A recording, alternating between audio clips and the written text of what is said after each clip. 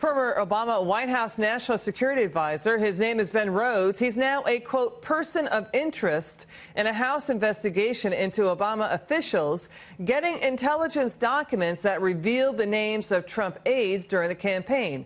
It's called unmasking.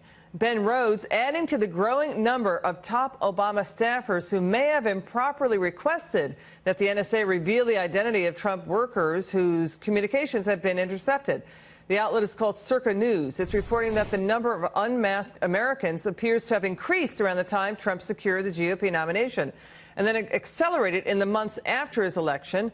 But it notes that the intercepts had little to do with Russian intelligence meddling in the election or national security. Let's bring in, look who's here, Fox News senior judicial analyst, Judge Andrew Napolitano. When did this start? Well, there were two phases to this. In 2013, James Clapper, the then Director of National Intelligence, made it easier to perform unmasking of members of Congress and other officials of the government.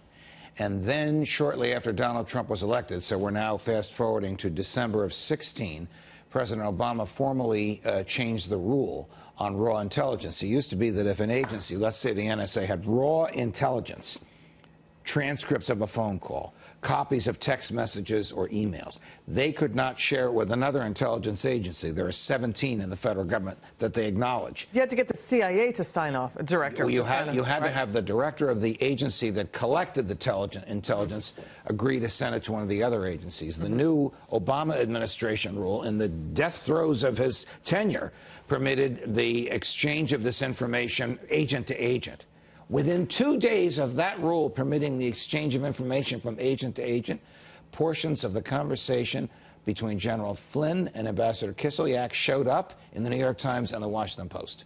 That's what triggered all of this stuff. And that's what triggered the House Intelligence Committee and the Senate Judiciary Committee to ask the NSA for, we want to know each time Ben Rhodes asked for unmasking. Unmasking can be lawful if they need to know who the people were. Raw intelligence comes in without proper names in it. There's a conversation between A and B, and it seems to be about whatever. Well, we can't figure out what the conversation means until we know who A and B are, but there's some serious stuff they're talking about.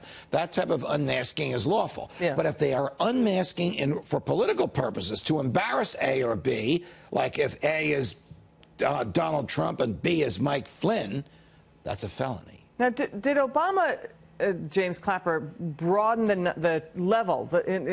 Could lower-level people get access to this unmasking? Yes. Senior advisors and yes. deputy advisors? Ben Rhodes is definitely in that category. Now, he was the deputy national security advisor, so he may have been involved in lawful unmasking. But if the unmasking was for political purposes, hey, President Obama, guess what your successor was talking about last night? Or, here's something which, if the Washington Post got it, would make him look bad.